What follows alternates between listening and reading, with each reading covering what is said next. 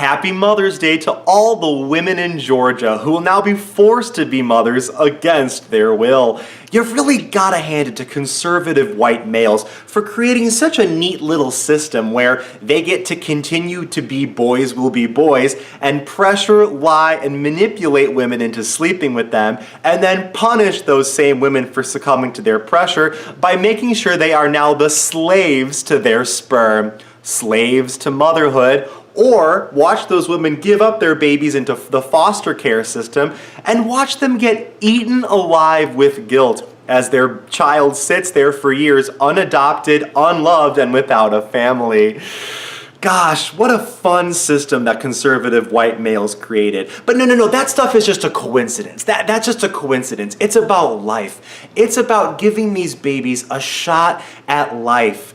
Because only then, when a baby is a part of a family, and that family begins to struggle financially because they were forced to have that baby, only then can we then take away their health care and their food stamps directly out of the mouths of those children by calling them entitlements and watching them slowly starve to death or be crushed under a mountain of massive debt. And well, that's just better than hunting.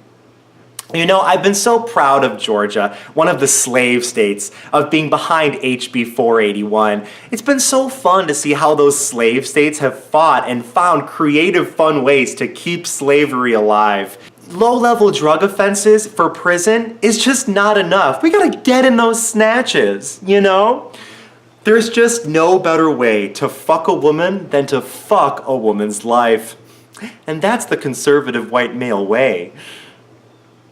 Just imagine all the future conversations that this is going to engender.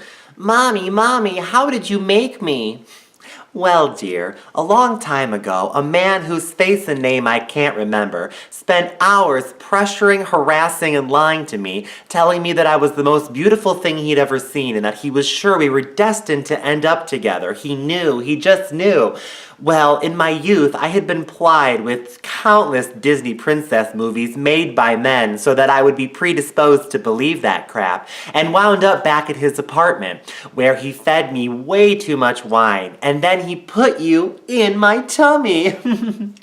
Well, the next day, I knew that there was no way I was emotionally or financially ready to be able to raise you. But in the meantime, a bunch of rich, horny, white Republican males had already convinced millions of their feeble-minded sheep followers that a 6-millimeter long fetus with no discernible brain and no ability to feel pain is the same exact thing as a living, breathing, shitting, crying human baby. And voila! There you were. Now, of course, I was right that I wasn't emotionally or financially ready to be able to raise you, which is the reason why every day I feed you from the value menu meal from McDonald's so that we can grow and develop your brain into the big ol' gourd that it was meant to be.